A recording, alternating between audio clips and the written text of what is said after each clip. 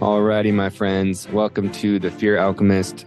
I'm your host, Ben, and we have a special guest, not just because it's another person, but this person has helped me navigate the subconscious fears and limiting beliefs and increase my capacity for feeling, for finances, for success. And so I'm excited to introduce you to Nadia, who came at the right time in my life. And I could go on, but truly, she has, allowed me and saw me and helped me reprogram my subconscious in a way that I couldn't do it by myself. So Nadia, thank you so much for being here. And I'm excited, not just because it's fun to talk to someone who you've worked with and have had coached you before. Like, even while we were going through our sessions, I always was thinking like, oh man, I can't wait to do a podcast. Oh, well, thank you so much for having me. I'm so excited to be here. So for people who just listen to that brief intro and have no idea like really what that is, like, how would you describe to people what it is you do? Like, what is your calling? What is your purpose? And what do you help people with?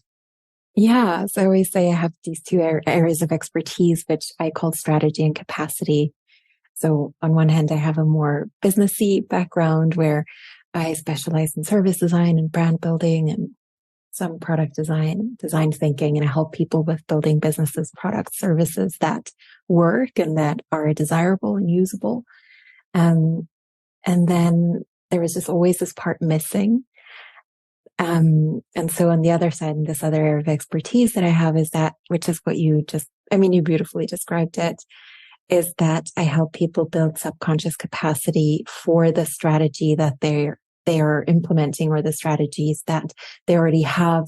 But there's, especially I find with people who have their own businesses who, a lot of their success depends on them being solid in themselves. There's not a whole team behind them. There's not, people you can kind of outsource to when you yourself feel uncomfortable with selling or you feel uncomfortable showing up. There's not someone you can go, well, can you do that part? So there's a capacity that needs to be built for these things and for the strategies to stick. So I do both, which I love to do. And with clients, it usually ends up being a little bit of a mix of both, or sometimes, people come to me specifically for one or the other. That's cool. So strategy would just be like the tactical, practical. Yes. Like, what do you do? How do you help people? What do they need? Is it user-centered? Do people actually want this? Do they know how to use it? Do they, these kinds of things that I think are important. But then the capacity is more the internal and the personal. Yeah. So for someone who, just to provide more context for the subconscious capacity, How would you describe that for someone? I know they can like feel it in their body, right? Like, even when you talk about capacity, it's like, do I have room for this? Do I have space for this? Like, but how else would you describe, like, how do you know when you don't have, like, maybe through an example, like, how do you know? And we can use me, like, I definitely want to use me as an example and yourself throughout this. Yeah. But like an example of not having enough capacity and then increasing your capacity. Yeah. I think a visual that people usually can understand really quickly is the one of the container or the vessel. So if you just think of a glass of water, and the glass itself, the vessel, is the capacity you have, right? And then you pour in the water, which we would say is the strategy. And then if at some point, right, you kind of, there's how do you say that in English? I can't believe that I already have my first language thing, like two minutes in. I'm so sorry. This is not my first language. There's a push and pull between the two, right? You can't have this. I mean, you can have a huge vessel and very little strategy in it, but then you're kind of wasting your vessel, which you have the capacity for. But usually what happens is people have all these strategic ideas or plans and goals, which is amazing. And they keep pouring. But if the capacity, the vessel itself, the container hasn't been adjusted to hold that and to sustain that over time, it just kind of flows through your fingers, as we say in German. So one example for that would be, I mean, I think revenue is a really good example because it's, it's numbers, and you can literally say like the capacity you have or the revenue you definitely have the capacity for. If you want to up that in any sort of major way, ideally you will up your strategy to, maybe you're going to scale your offers or whatever it is, whatever makes sense for the person and their business. And you also want to up your capacity to deal with those, increased numbers. Yeah, right. Like it's not just about, hey, you have the best branding or marketing strategy in the game. I mean, because that's typically just how we approach it is like, hey, I need to get my funnel right, or I need to get my branding right, which again, right, is half of it. Yes. But then you have what happens very often is that clients come to me and they're like, yeah, I did this course and I know what to do, but I don't do it. Because there's a part of them that's like, yeah, that's actually really scary. And I don't know what's on the other side of this. And let's just stay here because this is really comfortable. And this feels like a little bit too risky. Right. And that's why, when, just in general, but specifically when we were working together, why I was such a nerd for it, just because I'm like, oh my God, this is because this, what you were talking about of it feels scary, it feels unknown, they don't know what's on the other side versus this feels comfortable. And so it's very much what is near and dear to my heart of, navigating fear and what feels safe and what doesn't. I'm curious. Expanding that, right? Because familiarity is such a strong driver, but it's not always an indicator for what's actually good for us. So before I move on, I just wanted to acknowledge that you said that English isn't your first language, which doesn't even, you almost sound almost American. I just watch a ton of TV. That's why. But so I know you speak a lot of languages. I say 7, but they're not all perfect, super fluent, but 7. Yeah. So what are the fluent ones? English, although sometimes I wonder. German is my first language. And then my household growing up, my dad is from Morocco. My mom is from Sicily. They met in London. I was born in Switzerland. So it was just all, it was French. It was Italian. It was English at home. My dad spoke Arabic. I don't speak Arabic. But then I learned Spanish later on. I'm pretty fluent in that. I'm quite proud of myself because that I learned when I was maybe 20. And then I branched out. I was like, let me do something different. And then I did Japanese, and then I started Mandarin. That was my most recent, and also the one I cannot hold a conversation.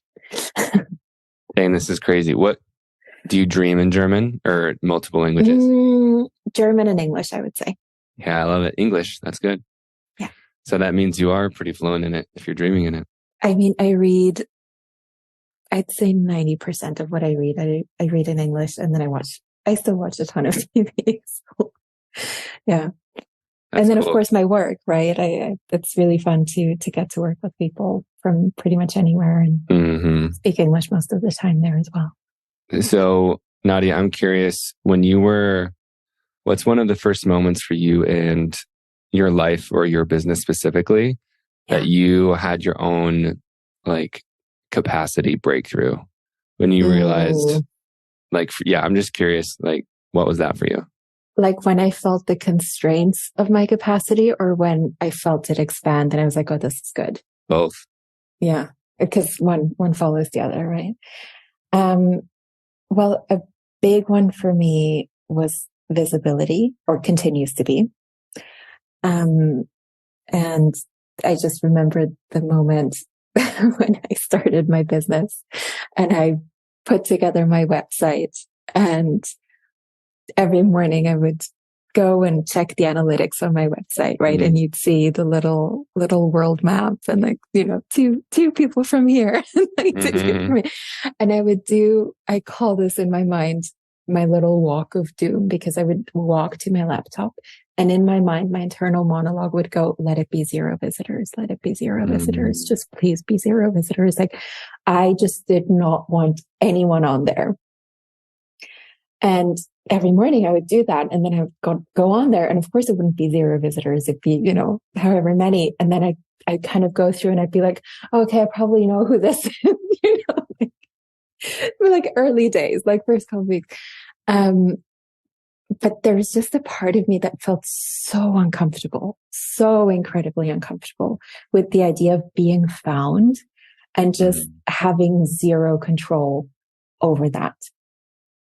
And yeah, that was and continues to be a big topic for me, although on a very different level today than it was back then.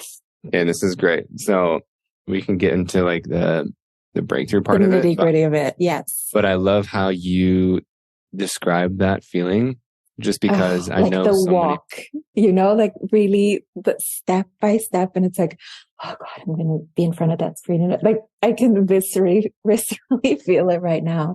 So terrible. Right. And it's like so many people, it's interesting because it's like, well, of course you wanted to be seen and you wanted to be found. Because it would make sense, right? Like it would make sense when you own your own business, and the only way for that business to survive is for people to find you and to be on your website, which for me literally is kind of the bottleneck of every single one of my offers. It all goes through my website. But just the subconscious part, right? Again, the capacity part was just like, no. I don't want any of this. So while strategically, I mean, I have the business education, I know how to do these things.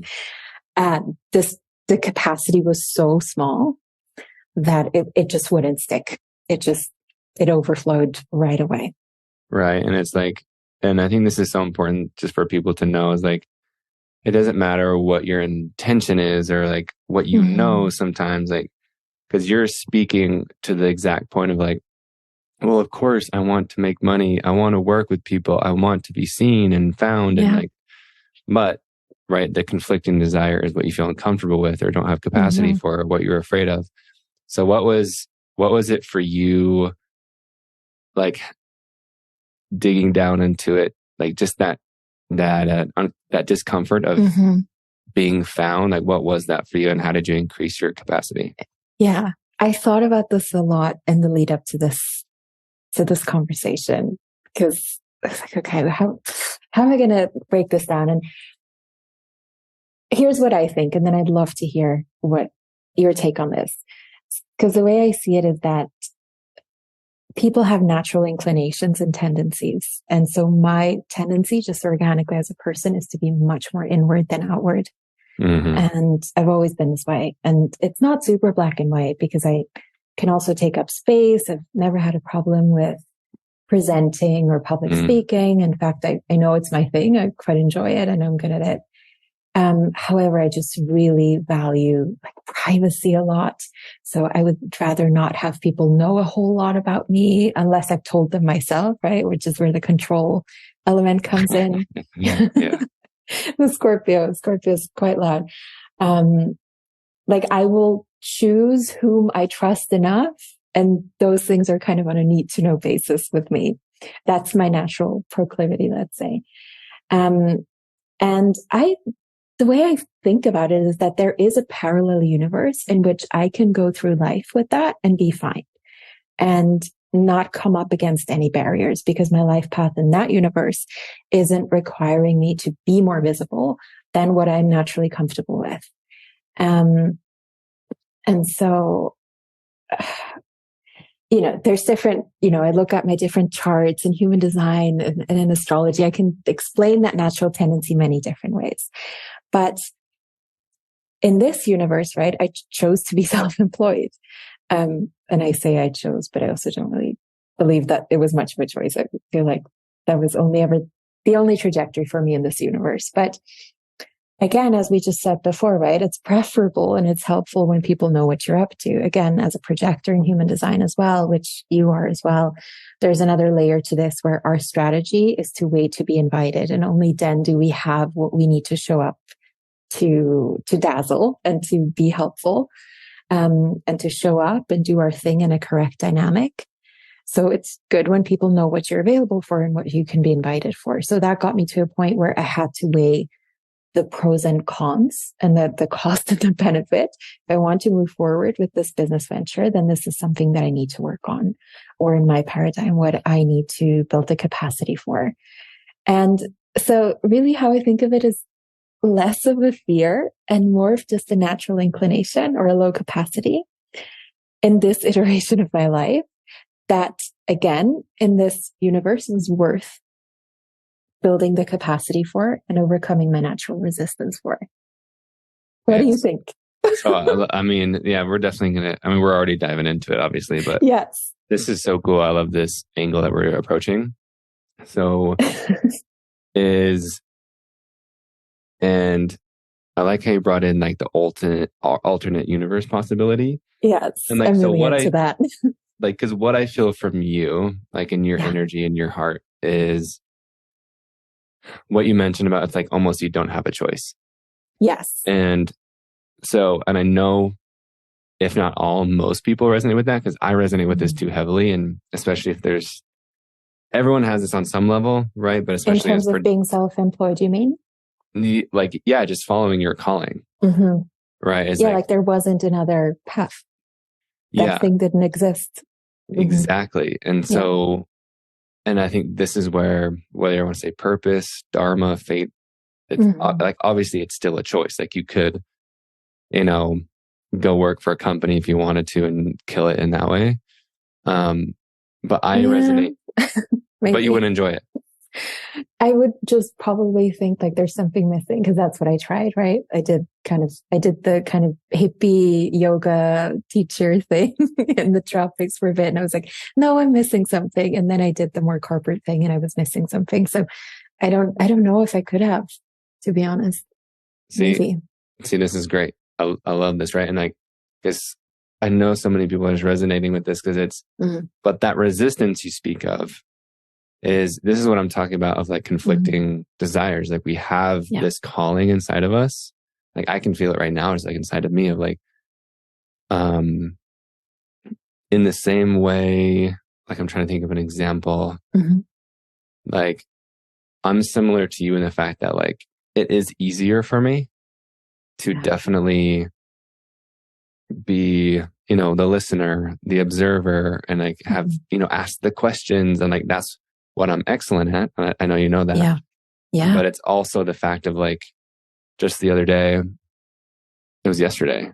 This has been coming up a lot recently where it's like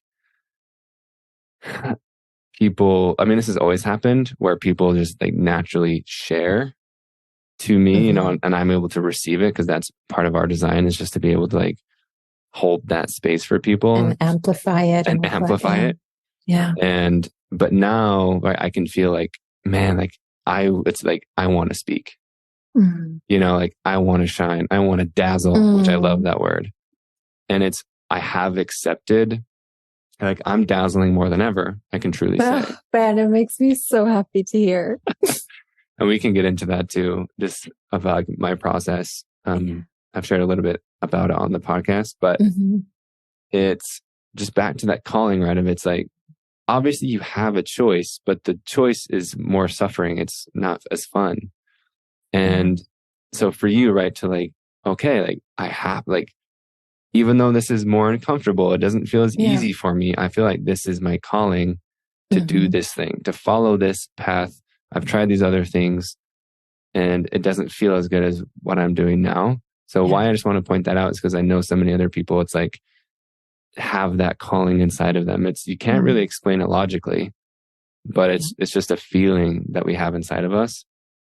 So do you know, like we talked about like the preferences and like for you, it's being visible, but at the same time, maybe like not so much like fear-based. What is it just the thought of or feeling of people seeing you, or what is it? Do you know what about it makes you uncomfortable? Oh, I think about this so often, and I like to think about it in a way. You and I have talked about how fascinating, right? Talked about what? Oh, yes. How fascinating. Yes. So that's kind of the attitude. It's something that my teacher, Daniel, sort of preached to us 10 years, 12, 14 years ago now, probably, which is just the attitude of, can you go through life? And when something like this sort of crosses your way, can you just throw your hands in the air and go, how fascinating that is happening. What is happening here? Instead of just contracting and going, oh my God, this is terrible. And So I love to think about this. And one way that I can explain it really well, and I think this is where, these personality frameworks such as human design and so on come in. So in human design, I've got a second line profile, meaning which is my conscious line, which is the first one of the two. And the second line basically just means that I already generally have this thing where anything external can just be a little bit of an imposition. I sometimes have to think this thing where it's like someone wants to hang out and it's like, yeah, that's cool, but it's also a bit of an imposition, to be honest. And the second line, I mean, Ra, or who's the messenger creator of the human design system, I've heard him explain this so well. And I think any second line or strong second line can relate to that, where it's a second line sometimes just almost can't understand why people want something from them. And they're like, can I just go about like doing my thing in here? But people just keep knocking on the door. It's kind of a weird thing. And it's probably hard to understand if you don't have that inclination, in particular when it's conscious, because you'll know that about yourself. So that's one part. And the way Ra explains it is that the second line is kind of like you're in the, do you say ground level, which is like the level that it's not the first floor, right? Like ground level is where you would enter a building. It was very specific. Doesn't matter. Basically, you're in a building and second line is like ground level. You're inside. The lights are on. Outside, it's dark. You have no curtains, so the people walking past the building can see inside. You're just inside cooking, whatever, doing your thing.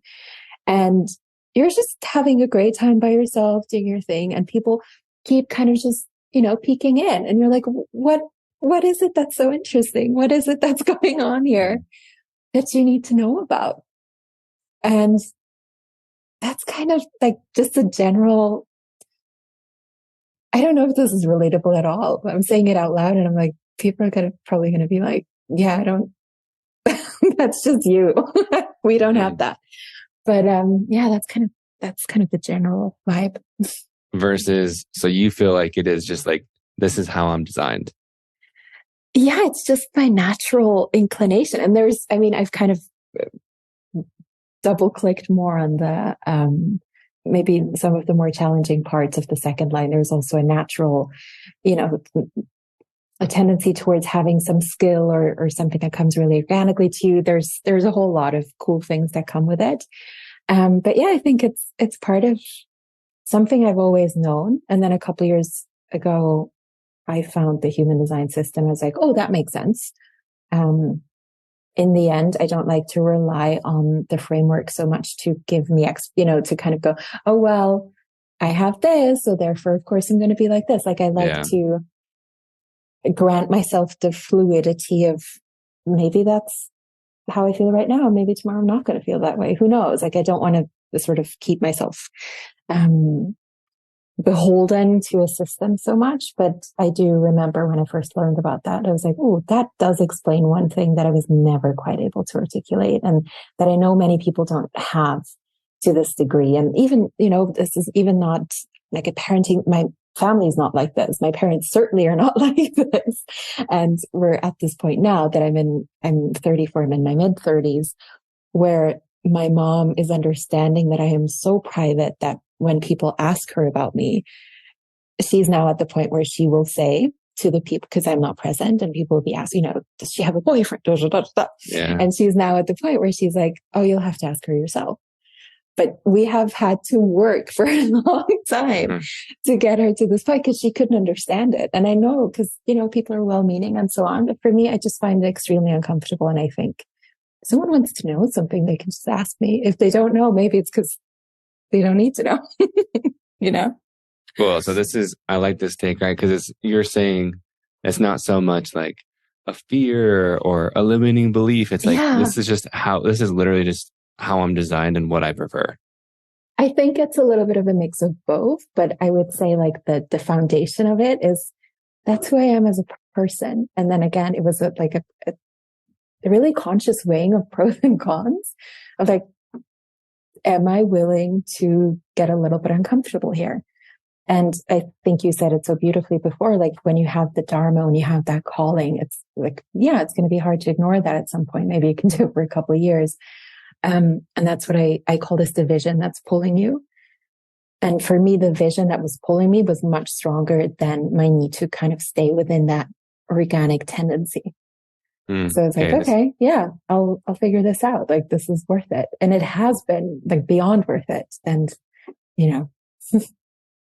So I love this, right? So I think there is a difference, and we're also unique and individual. And that's how I try to approach it. It's like, obviously not everyone is the same, right? It's like, some people is just like, yeah, like I enjoy privacy. Yeah. Like that's, and there's nothing wrong with that, right? And again, there's a parallel universe in which I'm a librarian and like, I'm fine. I don't have to work on my visibility capacity. So, okay, this is great. So how did you know, right? Is like, you talked about the, going to the tropics, doing the yoga thing, doing the corporate job thing, like those, how did you know that you wanted to be like, yes, you still have your preference for privacy, but how did you know you wanted to be more public or more visible? And how do you know, you just said it's so worth it. So how do you know that too? How do I know it's worth it? So yeah, so I guess, how did you know that you wanted to be more public, and then why does it feel worth it? I'll answer the second one first because of what I do now, because every day is wonderful because of clients like you, right? Like there's barely a day that goes by where I don't think, oh my God, this is my life. Because as I've said, or as I've alluded to, it hasn't always been like that. I mean, I've been supremely unhappy in past employment situations, past jobs, and having this now, I'm like, yeah, I do get a little bit uncomfortable, I suppose, every once in a while. At this point, very rarely. But I also know, even when I say that, it's because the way I think of it is kind of like I think you and I have talked about this. I've reached a good sort of capacity platform to be from and to do business from and to live from. And if at some point I want to up that and I want to get to the next level, I will also need to increase my capacity again. So I'm kind of feeling like I'm sort of just chilling on a little platform I've built myself. And then at some point it's going to be uphill again. If I choose to do so, or if I choose to go in that direction. So that's why it's worth it. And how did I know I wanted to do this? I just couldn't find the position I wanted. I was unhappy. It was either one extreme or the other. It was, again, either I was like living in Bali, hosting yoga retreats in Morocco, which was wonderful. I'm so grateful for all those experiences. But then I wasn't able to really apply that very organized, strategically thinking side of me that has this business education. And then on the other side, just sitting in an office, having so much lag time between me having a creative input and that going through the appropriate channels and having to be approved by people. Like, that is frustrating to me, or it was. And now to be able to be at a point where I'm like, oh, I had this idea. And I still have to be a little bit careful with that because, open head center in human design, there tend to be a lot of those, and I can't pursue them all. But if there is an idea that I've deemed worthy, or that I've kind of double checked, this is something that is a direction I want to go in, I can do that. There's no one else I need to ask. There's no one I need to gain approval from. And that freedom to me is worth it. And I can see how not everyone is suited to this because it comes with its downsides, right? Like, you need to actually have the ideas, you need to be able to implement them and so on. But for me, the way I'm designed, this works. And for someone who, whether it's their personality, their true personality, right? Because sometimes it's hard to discern. Is this a trauma response? Is this my personality? Is this how I'm designed? From what I've learned, it's all of it.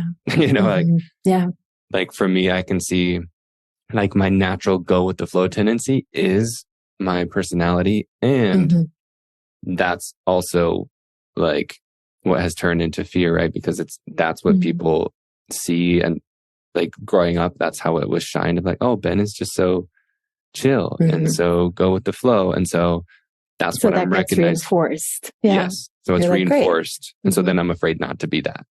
Right. So it's like, it's both, right? It's like, yes, that's my personality, but also there's some fear associated with that. How did you? Or sometimes you almost can't give yourself. That's again where I find these frameworks interesting, is when they show you something that you look at and you're like, oh no, that's not me at all. And then you sort of peel back the layers. Maybe a few years later, you come back to it and you're like, oh, I just didn't realize that I had that. I just never gave myself permission to be that. You know? How did you, Nadia, real quick before I ask the next question. So so just take me through like a brief, like resume. So like school, like give me the timeline of and like going to Bali and then like business school, all the things. Yes. So I did, I mean, I don't know what these things are called in English, like what the equivalents are, but I did like, I'm already struggling with the first thing. Like school. I just went to school, I suppose high school, like, and then I started studying, languages. So I did English literature, German literature, and French. Hated it, funnily enough, because I was always like, languages were my favorite topic. But then I just realized like, oh, this is much too, what's the word? Like theoretic. It's theoretical. It's not sort of what I'm interested in is, you know, speaking them. And I am interested in literature, but it just wasn't for me. So then I decided, okay, I'm going to do something else. In the meantime, this is where it gets a bit blurry, because now I'm at that age where it's like, you know, we're not talking like years, we're talking decades. This was a long time ago.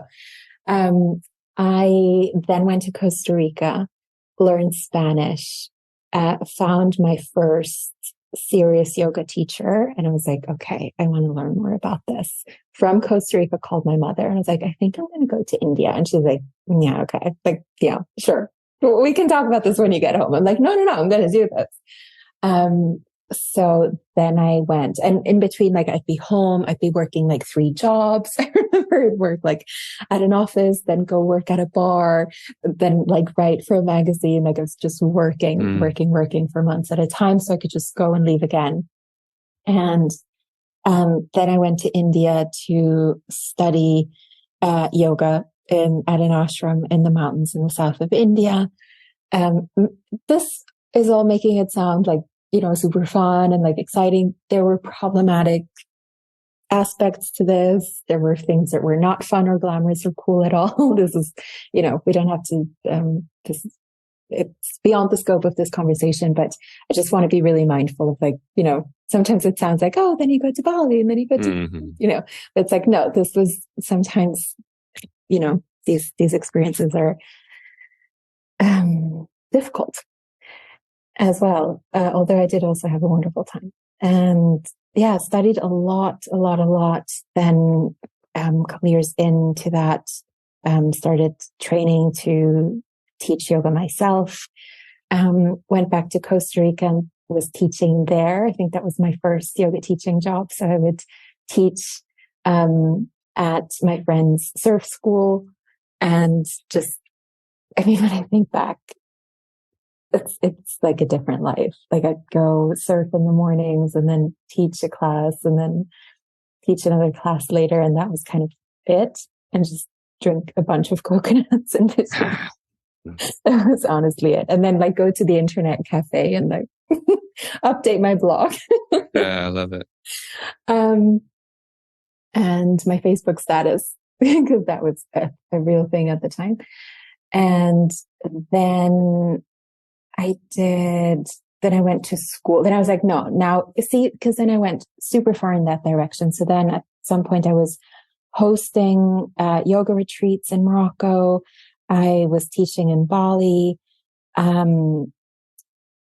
then I also found my first subconscious teacher. Well, my very first, sort of, what would you call it? Experience with that was 2009, when my teacher, Daniel, who also gave us, how fascinating, introduced, us to an NLP sort of master teacher. So Daniel, so this is in like school, or this is your first? This is the spiritual teacher. And you just found him just through fate? He was in Bali. Okay. Yes. Yeah. I mean, this was all, because this was like 2008, 2009, 2010. It's very different. I don't know when Instagram came onto the scene. I certainly didn't have it back then. And, you kind of like obviously the internet existed and you could look things up and maybe there were some reviews, but it's not like today where like everything is highly reviewed and you can find the people, you can be like, ratemyashram.com. Like, am I going to go to this one? Does this have the better rating?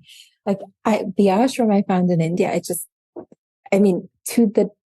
to the minute I arrived there, I didn't know whether it actually existed or whether I, would just turn up somewhere in the mountains and be like, yeah, tough luck. Like we just had a nice website.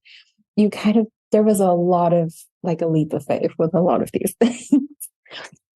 And so, yeah, subconscious, God, I want to make this short because I feel like people are already getting tired of this origin story, my villain origin story.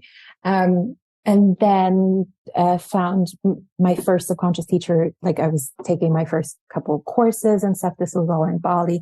And then I just felt like, okay, I'm really like far in this direction. And there was a part of me that's like, yeah, but I also love business and I love,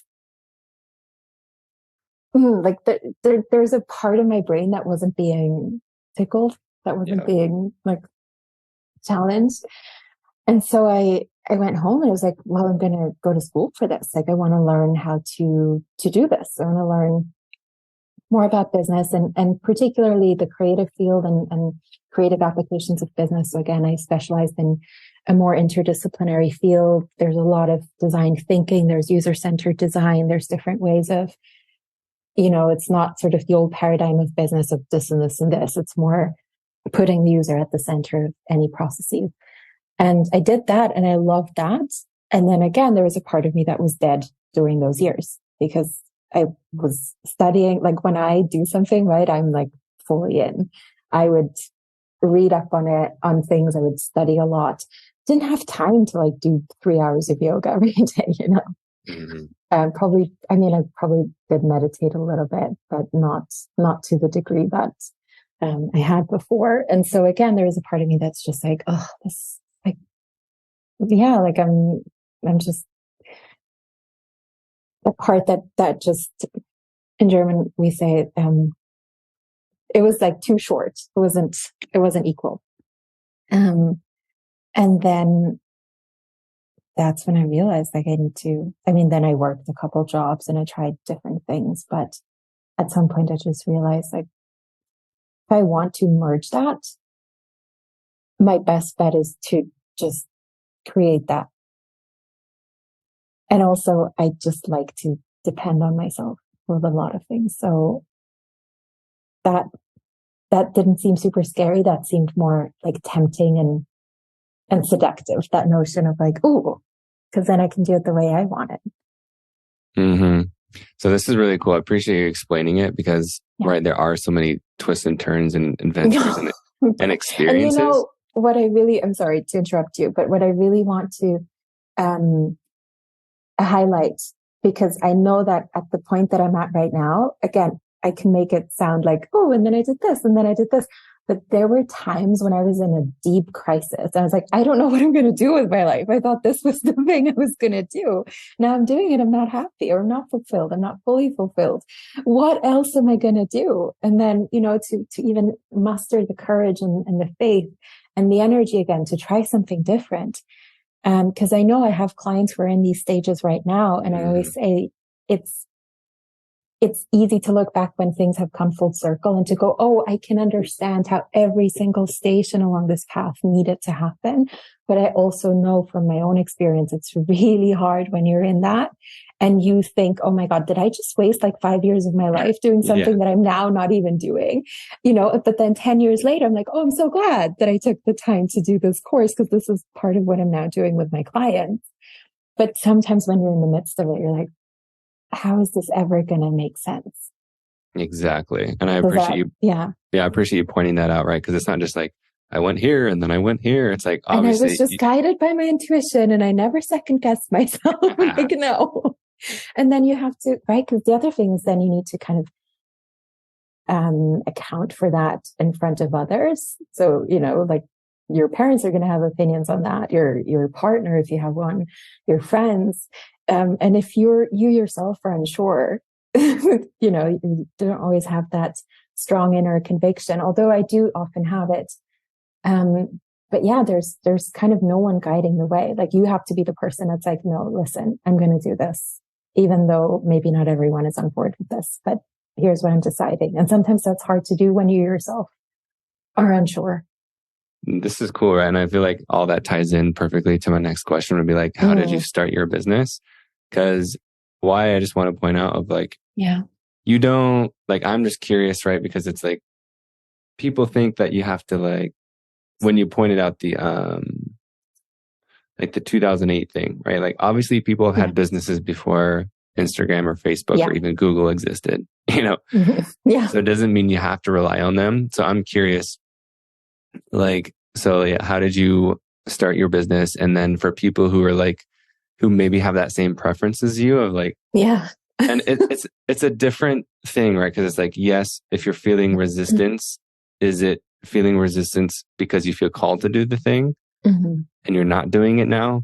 Or is it just like you're honoring your true preference? So I'm curious to know, like, how have you, because you specialize in strategy and like structured your whole business of like, hey, I'm not going to show everything I do every day, or like, I don't need tens of thousands of followers, like in honoring like the way that works for you. Yeah. Well, how I started my business is imperfectly, very imperfectly. And I think that's important because I have lots of clients who are like, yeah, I'm almost ready. I'm almost at the point where I'm going to go outward with it. I just want to go over the copy once more and maybe get one more certification and also get the website like really polished. And I remember my like shitty WordPress website that I started with. Like I couldn't hack it. And it just, I wish I had some screenshots. It's great. But it doesn't, I think these are, when I hear that, to some degree, of course, we want for things to make sense on the strategic level and to be user focused and have a good user experience. And, but I think these things are secondary. I think at some point you just need to start. And that's what I did. One day to the next, I was like, I'm just going to do it. And I just set up with PayPal and set up this website. And I sat down in my little Hogwarts armchair and spent the afternoon just putting the website together. And then I put it on my personal Facebook, which I'm not even on Facebook anymore. And then I was dying my first death because then was the moment of like, oh no, now people are actually going to be on it. But I will say, actually, I did have people reach out to me because I had been working with people before that. And I did have people reach out to me before I even had the website. So I also think that's important to know that you can have a business without even having a website. Yeah. What would you say, like, whether that's energetic or I'm not sure how you would describe that for someone who does want to have a more private, because a lot of the things nowadays, right, is like, you have to have this thing on Instagram. Like, how would you describe the structure of or energetics of that? Yeah. I think it makes sense to have a website. Me personally, I know you can, and I know it works without one. I think it makes sense to have one. Like if I were to decide between two people that I potentially would want to work with, and one has a website and one doesn't, and one has like no information that can be found, I'm probably going to go with the person who can find some information. But I think that there's a lot that you can play with and there's a lot that you can be creative with and also a little bit audacious and just be like, you know what? I'm going to do it this way because that actually works for me much better. And that's like one of the ways. So one of the things that I really like to do is email. I think it's like a medium that I just love it. I even love it in a non-business context. I love receiving like a fun email from a friend that someone has put in a lot of time and effort to write. I think is wonderful. And I know it's often considered a cold medium, but I actually find it quite personal and intimate because you have to think that you pop into people's inboxes. And at some point, you're going to be at the top of that inbox, maybe not very long, depending on how much stuff they subscribe to. But so I really like that. And that works for me because it's intimate and it's almost like a sort of like a conversation that you're having with someone different from Instagram. But still it's kind of like its own container. That's a way it's not happening on a public stage. So that's one of the ways that, I think you can design for your preferences. I have a course that I teach for service-based business owners, and we do an entire module. I call it the who, because the whole structure is the who, whom, what, and how of the service offer.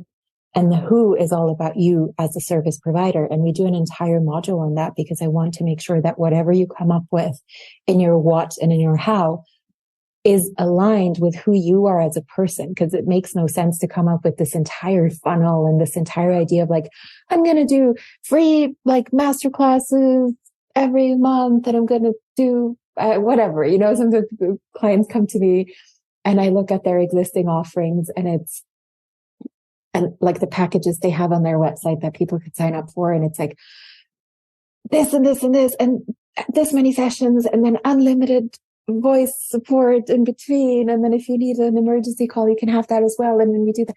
And it's a ton of things. And then I talk to this person. They're like, I'm overwhelmed by this. I don't actually want to do that. I feel like I have to because that's what I've seen other people do. And I just think if you as a service provider, as a business owner can take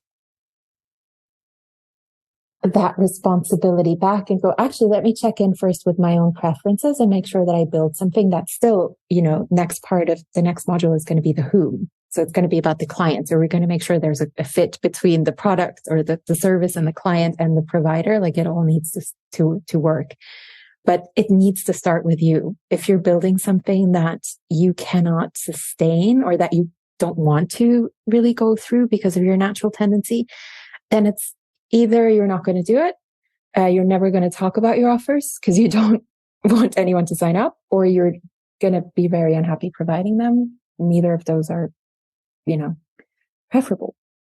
Yeah, and I loved how you brought that. Well, that's one thing I learned from you, actually. Oh, like listing, like you don't have to list so many, like, no, like here are all the bonuses you receive. Yes. It's like, because undefined heart, right? I mean, I look at someone's chart in human design, you have it, I have it. Our natural tendency is going to be like, what else can I give them? Mm-hmm. What else can I do to make sure that people know that this is worth it? But It's like sometimes if you can come back to yourself and go, actually, Yeah, it's actually taken me, like, since I learned that from you, it's been like a slow ramp down. Because the business world, right, is like, give them all the fucking bonus, just like overwhelm them so they can't say no. Oh my gosh, it's overwhelming. And sometimes it makes sense. Like I love a bonus. I love these things where it's like, oh, you can also do this and this could be fun. But it's in the end, the idea that I love, I don't know if we've talked about this, but minimum viable service, minimum viable product. Like what is the bare bones thing that this person, customer, client needs to get from A to B? What is the promise you're making and what do you need to deliver to do that? And then you can add on if it feels good. But it can't come from a place of you thinking you need to fill some sort of void because that void is never going to be filled if you're not feeling like your offer is worthy from the get-go. Mm-hmm. And I think you just said right. What the key was is like, do you believe it is good enough as is? Yeah. Right. And I think that's the key. Or you're trying to put all these bonuses on to convince people that it's worth it. Because that's where I was coming from. Yeah. And can you allow the offer a little bit of a moment to just kind of chill by itself? And, because sometimes we have it out and then it's like crickets day one, whatever. And then right away, again, with the undefined heart in particular, you go into sort of problem solving mode. You're like, okay, let me add on. But can you give it a little bit of time to just acclimate? Because it's like, we've talked about this, right? It's like a baby. They need a little bit of time. They're just born on earth. Let's give them a moment to acclimate. Yeah, that really is so me.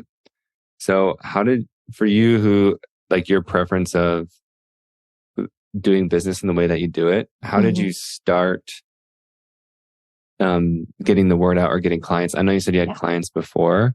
Yeah. And I know it's as a projector, definitely I know podcasts have helped you, but I'm curious in other ways, how have you structured your business beyond the Instagram world to receive, incoming invitations and clients and such? Mm-hmm. So one thing I want to mention, because I mentioned the second line in my profile before, and I just want to make sure that I'm very clear on that, is I'm a 2-4 in my entire profile. So you'll never have the second line without also having an interpersonal pole to anchor that. So the fourth line, which is my other one, is the networker and the connector. So there is a push and pull. And because again, as I said in the beginning, I feel fine being the center of attention to some degree. I could speak in front of thousands of people. It's no big deal, but I also really like being able to just do my thing without having too many eyes on me when I choose to do it, and I'm discerning. So I do have the connector and the kind of networker energy in there as well. And I find that, as you already said, podcasts have been amazing. So I love when people invite me on them, and then I will, decide whether that feels like the right invitation for me, which is really important for projectors, because it's not always, sometimes it's the idea of the invitation, oh yes, I've always wanted to be on a podcast, but you need to really, sometimes in kind of you can get lost in that excitement, but it's important that it's really a true yes. So I've certainly said no to certain things or certain invitations. But that has been amazing, because I really do only go on the ones that I'm excited about. And so I think these conversations really resonate. And so often, because I have this, and I have this form that people fill in before we talk for the very first time. It's quite in depth. And I have this one question that's how did you find me? And so often it's oh, I listened to on Naomi's podcast, and then I binged all your other podcasts. And then, I kind of just knew I wanted to work with you. So that has been amazing. Instagram actually has been great. And I think Instagram is a great tool. Again, you get to decide how you use it. I mean, I've had 6 months at a time where I wouldn't even post anything. I would just show up on stories, even on stories, I mean, you've seen my stories. It's here's my walk that I take. And then I'll talk about a client a little bit, but I don't have a strategy or anything. I'm not oh, it's Monday, got to share a client win. I don't do that. When I have something that's being sparked, I will talk about it, sort of projector style. But I'm also just showing up as who I really am and what I really do, which for me quite often is just, here's the walk I'm taking, and here's the cake I'm baking, and here's the book I'm reading. And that's fine for me. So Instagram, and then, as I said, the newsletter. And what I find really interesting, and I do really recommend that to most of my clients, and will recommend it here, is when you use an email service provider and you sort of start growing your email list, is to really segment from the beginning so that you get an understanding of sort of the journey that people have taken with you. So whenever I would teach a free class or just have some sort of offer out there, when someone comes in through that, they will be popped in that little segment of that thing.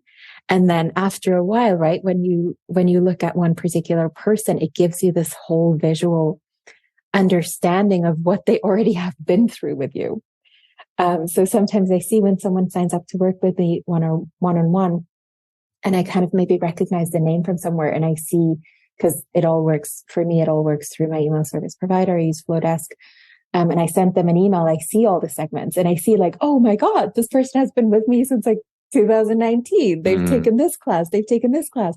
They've done this offer with me. They've been in this group.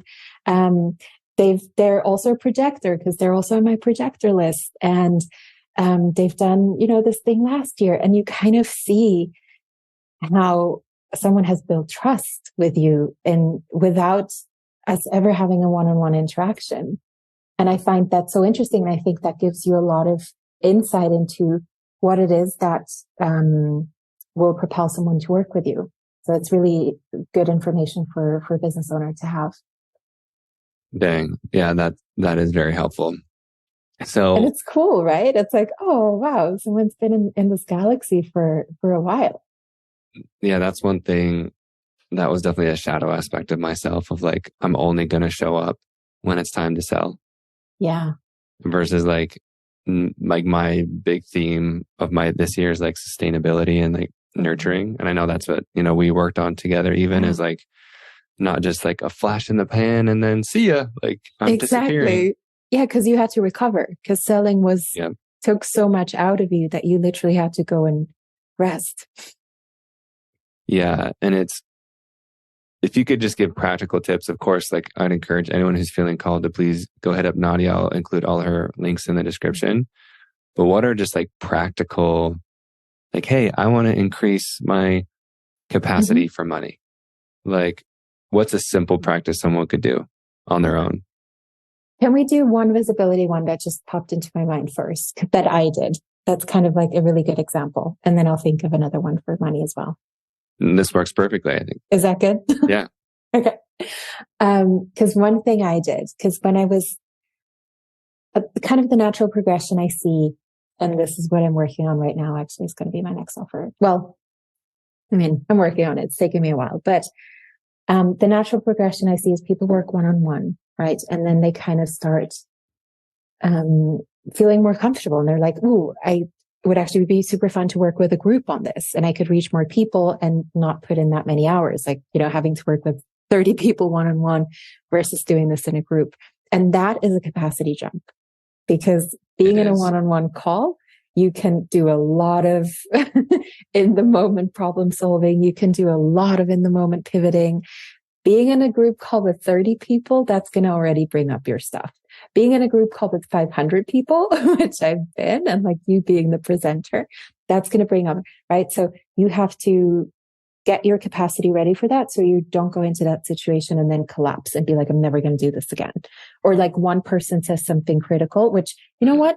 Like, you don't know what's going to happen. You cannot control people.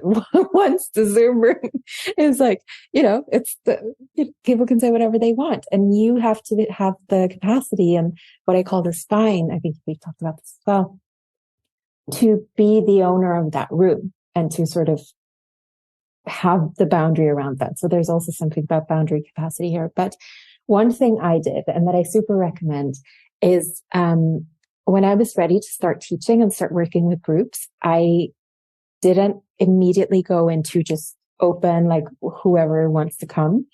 I started working with just my clients.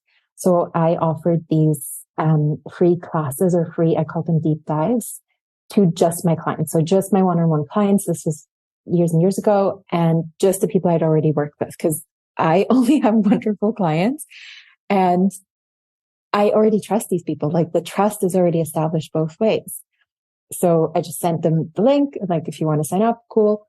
And then it was always an amazing group and the conversations that happened, because it was already kind of like an inbuilt safety, right? Because it wasn't like, oh, I don't even know who's in this room. And I did this for quite a while until I felt like this is like inching the capacity, like expanding it really slowly, until I was like, okay, I think I could bring this outward. Like, let me do this with another audience. And I sometimes tell this to clients, like, if you feel uncomfortable on Instagram, I'm a big proponent of, if you need to block people, like, sometimes how, like, you're particularly worried about one person, and this is always different for people. Like for me as well, I'm not so worried about strangers, like, whatever. But usually it's like, the people I went to high school with or whatever. Like sometimes I have one client with her, it's actually her husband. She's like, no, I'm totally fine with whomever seeing this side business of mine. But if my husband were to be on this website, I would hate that because that criticism would hurt the most, right? So I think if you need to block someone in the beginning, do it. Whatever you need to do to feel safe so that you can actually start to show up and start practicing. If you need to do close friends only, that's an amazing way to do it. I think that's a great feature. All of these things. And then again, if you want to just do a newsletter and then you know who these people are that you're writing to, and that maybe I know of a few clients who are doing that and who have great success with that. Because again, that's kind of, you have more control over that. And I think this is such the duality of what we've been talking about, right? Is it's like, okay, I need to inch my capacity. Yeah. And there are strategic things I can do to cater to my tendency. Yeah, right. Or to cater to my preference. Yeah. And it's because then it's like, well, okay, then like, I think people know it's like, okay, when am I like hiding? Right? It's like, am I hiding? And like, I love how the theme of this is like visibility. Yeah.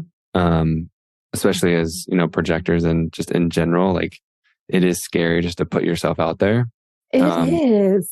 It to really be seen, is. to be vulnerable to all the things. I actually didn't realize how scary it was until I started this business. Like people don't know because this is a whole different thing. Like you don't realize until you have this, until you have a website that can be found, until you have a presence that can be found, until you have some sort of platform that people get to have an opinion on and that people get to give you feedback on, well-meaning as it may be, it's hard to imagine.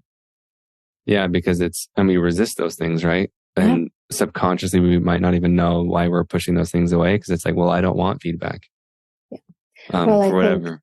The fear of criticism is, I think, what I observe, it often goes back to, like, I just want to be part of the group. I don't want to stick out because that increases my chances of being seen, but also being criticized, being removed from the group. If I'm seen to be doing something or saying something that they don't agree with. And, the need for belonging is strong and innate in all of us. I think it often comes back to that. For sure. And so I'd love to, in the last few minutes we have, can't do super deep unless you really want to, but I know you have friends awaiting dinner. Yes. What do you feel like is your next stretch? Like as a person who really owns and teaches, capacity and subconscious capacity and like inching that capacity in your comfort zone. What is your next, like, okay, this is my edge that I'm uncomfortable with and I'm being called to it? I've thought about this for a bit and I can't pinpoint it exactly, but I know the kind of person that I want to be. And I'm willing to do what it takes to get there as a business owner, as a service provider, and as kind of the work that I do, which is actually would be super helpful if I knew this word in English. I've looked it up before, but I don't know that a really good translation exists. I'm just going to try to explain it, describe it. Maybe you can come up with the word.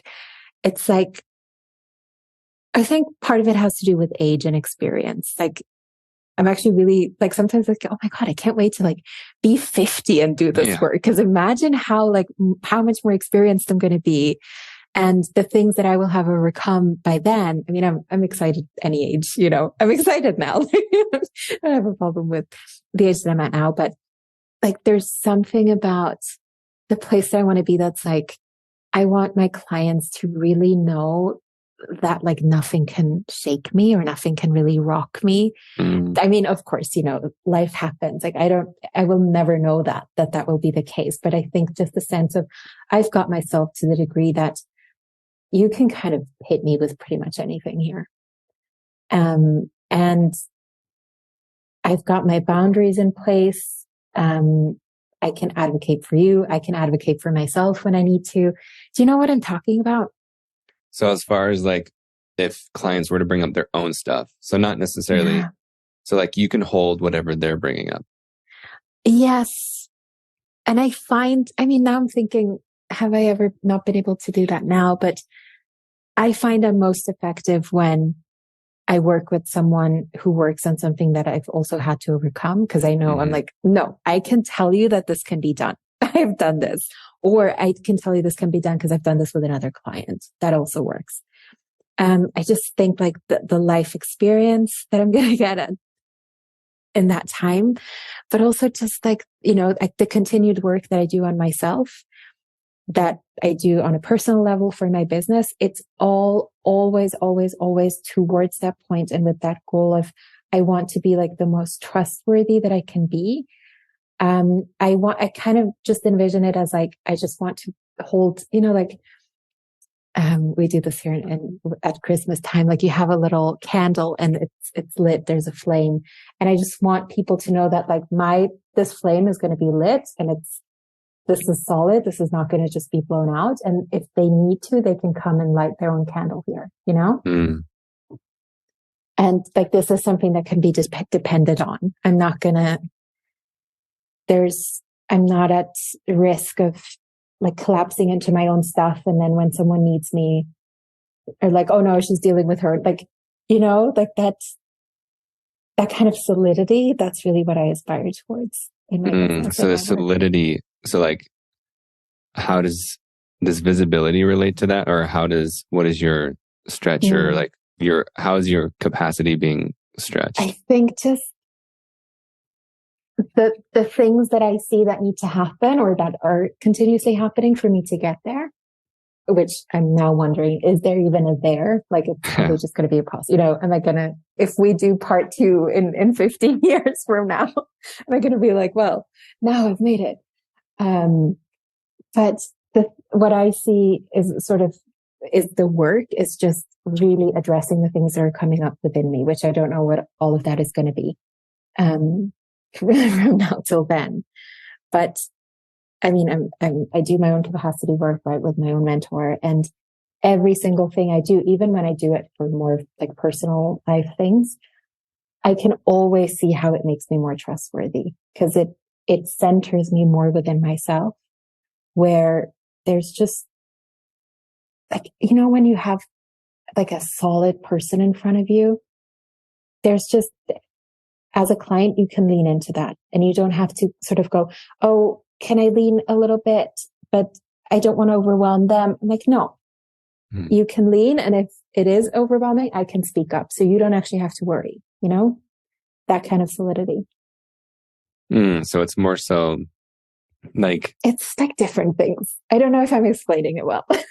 I mean, yeah, you're explaining it. And like, I mean, I'm just curious, like, does anything, does it feel uneasy, or what parts of it feel uneasy to you? It doesn't feel uneasy. It just feels like it's going to be a life's work. Like it's going to be just years of doing what it takes to get there. There's nothing where I'm like, ooh, yeah, but I'm going to have to address this, and this feels uncomfortable. Because again, I kind of don't, I'm probably pragmatic as I am. I'm going to treat it the same way that I did with the visibility, where I'm going to be like, here's the cost benefit analysis of me dealing with this, because I want to get, again, it's the vision pulling me. So this makes sense for me to work on once it comes up. So it's essentially, you're not getting caught up in it until it comes up. Yeah, I would say so. Because right, with the capacity ceilings, I mean, you know this, and I know this, you will know. Once it gets uncomfortable, you will know. So probably when I have like my next big strategy up level, and I'm like, okay, now I want to do more, or like I want to earn more, or I want to have more impact. That's probably when I'm going to hit my next capacity level, my next capacity ceiling. And I'm going to be like, yeah, but that's kind of uncomfortable because I've never done that. Kind of the way I was doing it was super comfortable. Should I just keep doing that? Then there's going to be a voice in me that's like, no, like, let's do this. and then I'll have to work on it. And I just always know that I have never shied away from doing that work. And I know that neither have you. And that willingness, that's all I need to know. Like, I don't really need to know the steps so much, rather just knowing that I know I'm always going to be willing to do that. I love that. Yeah, I can definitely relate to that. Like, the willingness really is just like, it's pretty much everything. Yeah. Because if you're willing. Nice. It's like, it's nice to work with people like that, right? Like, it's like my mentor, probably like her best student client. I mean, probably not, but I know that, you know, I mean, working with you obviously has been delightful. Working with people who just, they're not conflicted about wanting to do this. I know sometimes it's not easy, but like, they're fully in. That is wonderful to work with.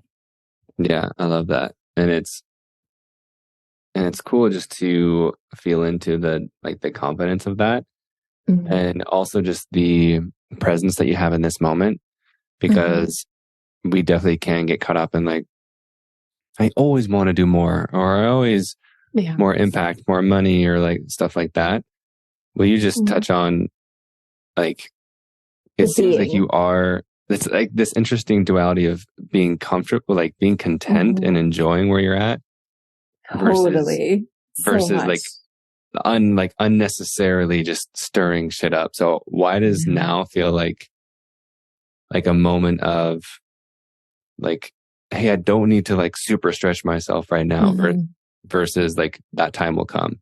Yeah. I don't need I think because I've done a lot of that stretching. Again, I think of it as like a capacity platform that I'm kind of just chilling on for the moment, and nothing major has announced itself. But I've done a lot of capacity work because I've had to, right? Like there were, I mean, we've talked about the visibility thing. I needed to wrap my head around having a website. There were launches that I didn't want to go through with because I didn't have the capacity to deal with them. There were launches where I was like, should I launch just to the wait list? Because that I have control over. Like that was years and years and years of capacity work. And now, because as I always say, like the capacity you have, you're not going to lose that. No one's going to take that from you. That is yours to work with and do with as you please.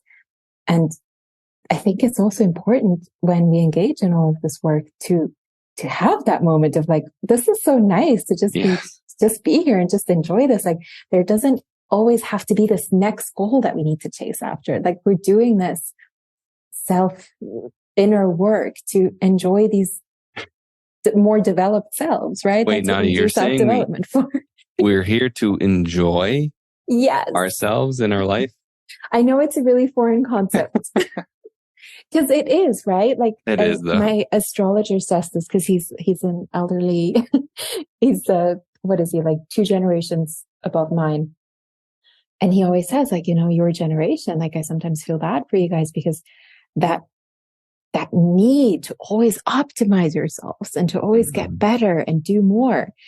And that has opened my eyes a lot to just, you know, life is short. Like, I just want to make sure that I'm not getting caught up in, especially being in this industry and working in this partly, in this industry where you just get so used to it that you just feel like you always have to engage in self-development work and there's always more to do. Like, no, you can also enjoy your developed self for a bit and just like have some fun. Man, I love that. And I think that's like a beautiful way to wrap it up. And yeah, just to like, I mean, I'm sure lots of people listening can relate to that, especially like, obviously, like for myself, I can speak for myself, right? Of like wanting to be the best and going to the next level and Right. And just like, but the moments that I have had fun have honestly been more impactful than the times that it's like, okay, let's do more deep work. Like, honestly, like the times, you know, like to enjoy, I like how you said, enjoy our developed selves instead of just like, okay, let's continue developing. Cause I imagine even just that takes a lot of stamina as well. And you need to recharge. Yeah. Like, wait, and there's nothing wrong with even like that recharging, right? Or even like enjoy a filled cup. And then it's like, okay, let me go get a bigger container now to fill. Yeah. if you feel the need, right? And I mean, I can tell you, I've received so many messages just from people who kind of hang out in what I call the galaxy of my business, whether that's my personal or projectors invited. And I just received DMs from people going, I can just tell that you are having so much fun with this. And I'm like, you know what? I am. And this is a very, do you say far cry in English? Kind of like a big Far jump. cry, yes. Far cry from, you know, my last employment where, you know, last time I was employed with a superior where I was just miserable pretty much 80 to 90% of the time. Like having this, I don't know why I wouldn't be having fun because this was pretty amazing. That is awesome. Well, Nadia, thank you for sharing, for just letting us into your world and into your mind and into your heart. It's cool just to hear about all the, well, I guess my takeaway is like the soft, self-honoring ways of like, just exploring self and doing the work or doing business in like your way. And when I say your, not just like Nadia's way, but the individual's way. Yeah, like respectfully towards your own system, right? Towards your own self. Yeah. Because it is so noisy. Yeah. Out there in these self-help streets. Yeah. I mean, I have to tell you, it's not so noisy where I am because I don't even look at this point. I'm very discerning with what I take in. Yeah. And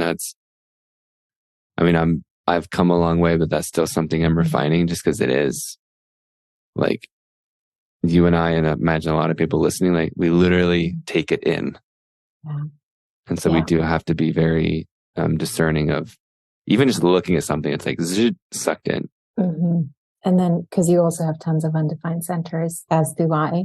So there's so much potential for that input to sort of yank us in a direction that is not really where we need to be, or that is not really our true self speaking. So yeah, it's a process, right? And this is going to be probably lifelong. And I'm okay with that. I think that's the cool part, right? Is like, it is lifelong. Like, how cool is that? And you're not going to mess it up. You know, in the end, there's just what you did. And there wasn't like, this was right, this was wrong. So for people who want to go jump into your galaxy, where should they go? It's NadiaGabrielle.com is my website, which and this is going to be the perfect bookend. I haven't checked the analytics in years, which is also not like a sound business thing to do, but for me, it's like a personal triumph because again, I used to do this little walk of doom. So feel free to be on there. It's not going to freak me out. Instagram is _ Nadia Gabrielle. No, @_ Nadia Gabrielle for my personal capacity work and strategy work. And then I have a little space on projectorsinvited.com and projectors invited on Instagram just for human design projectors, where we like to gather and have fun. Yeah. And I think, just a little note on the projectors invited. What is it just memes, or how would you describe like the page, I guess? Yes. So the Instagram is memes. I like to think of them as like educational memes. Because sometimes I receive messages that are like, oh my God, this meme has taught me more than like an entire course on this topic. Like I've seen it visualized and this makes sense to me. And then there's a whole email structure behind that. So I don't know. Are you on that list? I don't think I am on that list, but I've looked at the page. I've put together kind of like a little mini education on projectordom that you receive when you sign up for the email list, which is automated, and you get an email every couple of days that sort of here's a little tidbit, here's a resource, here's an audio, just for people to learn more and more and more, and to kind of get comfortable with these ideas and explore, because the entire system is meant to be explored and experimented with. There's no part of it that is meant to just be taken on and like, okay, guess this is what it is. It's like, oh, how fascinating, right? Something for me to play with. does this feel right? Does this feel good? I probably, I sometimes think like for someone who kind of works with the system a lot, I'm certainly not one of the people who depend on it all that much. It has given me a lot of insight and a lot of permission, but I'm also pragmatic enough to kind of go, just take what makes sense and leave the rest. Like I would never want anyone to kind of just leave behind their, what would we call it? Like what they know in favor and replace it with an external system. I think that's really important to just kind of keep that in mind. And if none of it makes sense to you, I think that you can also have a wonderful life without that. I don't think that, you need any of that. But for many people, it has proven extremely helpful just to understand some of those things. And it's kind of just like a little treasure map or little like path, like it, what's it called? Like the sign that shows you which direction to go. What's that called in English? Like a compass? Something like that. Yes. Compass is actually even better. I need to read some more books. So that I think is fun. It's fun to use it as. So the emails I think are really cool. I've put a lot of work into them, and people always email me and I'm like, okay, this is amazing. Thank you so much. And then, there's some classes, some on-demand classes on there, and I try to do more. I mean, if you saw like my folders that I have like so many ideas of things that I want to do with it, but I'm also just one person. I have to be extremely deliberate and discerning with my energetic output. So I understand. I know you do. Well, thank you, Nadia. Truly, truly. And everyone definitely go check her out. And if you are a projectors uninvited will definitely make you feel seen and understood. That's for sure. Thank you so much for having me and for having this conversation. This was like a departure. This was super different from kind of the usual conversations I have on podcast. You are so welcome. And everybody, if you haven't followed, subscribed, left a review yet, it would be amazing. Just to make sure that there are people out there in the world who are looking for this information. And when you share it with a friend or leave a review or follow, it helps the show get seen and recommended to people just like you. So thank you so much for listening, and we'll see you soon.